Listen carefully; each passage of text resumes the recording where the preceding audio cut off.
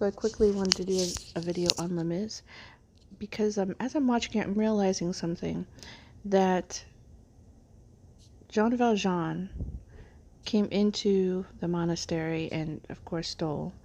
And when the police brought him back, this is the look on the officer's face, he was surprised because the priest was gracious enough to give him everything that the man Jean Valjean claimed was his, and he even said, here's more than that, right? So he gave him all the silver. He's like, you left these things behind, because it's better to lose the silver than to make a man a liar, than to have him bearing false witness, because you love people more than the law. And they put it right there on display that there is a law. You should not steal, right? And that is actually against the Ten Commandments. But this is how the grace has risen above, and the mercy has risen above the law. Meaning, I know what the law is, but I know God, and I know his heart. I know he's merciful. So I'm going to take all that mercy that God has given me, and I'm going to do something physically to show you the abundance of mercy and love and grace God has given. We all know the law here. You cannot steal. But you came here bearing false witness, which, by the way, there's number 2. There's strike number 2. Lying.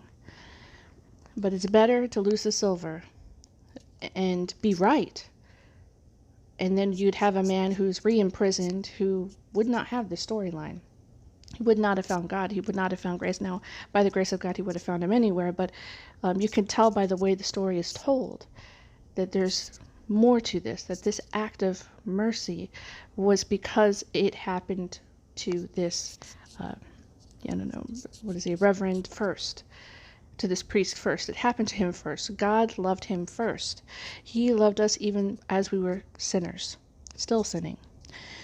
So he met this man where he is, and this man took everything the priest gave him, and he made a better life of, being gracious and generous with his time, his energy, his money, and with his heart and his soul. And he went chasing and living in that in-between place where you know what the law is, but you also love people more than being right. It's better to have lost the silver and gained a man's soul than it was to be right and have him go back to prison, having learned nothing, not knowing the mercy and grace of God. This is what I'm trying to say here. So it puts it on display on many different fronts.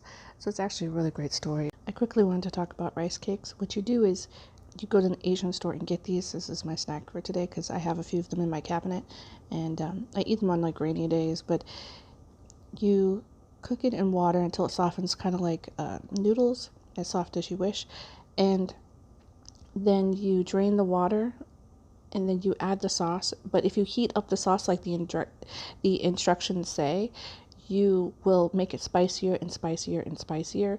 I'm not good with spicy food. I do not tolerate it very much.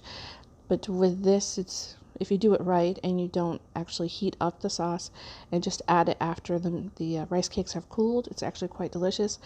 And then I add turkey slices into it, and it's really good with turkey. It's not very good with salami. For some reason, it's very, I don't know, it's got like an irony taste. I think it's because the sauce is a little spicy and sweet. Oh, it actually says it on there. Okay. Anyhow, that's all I want to talk about today. This is Linda of Christ is King Forever. May God be with you.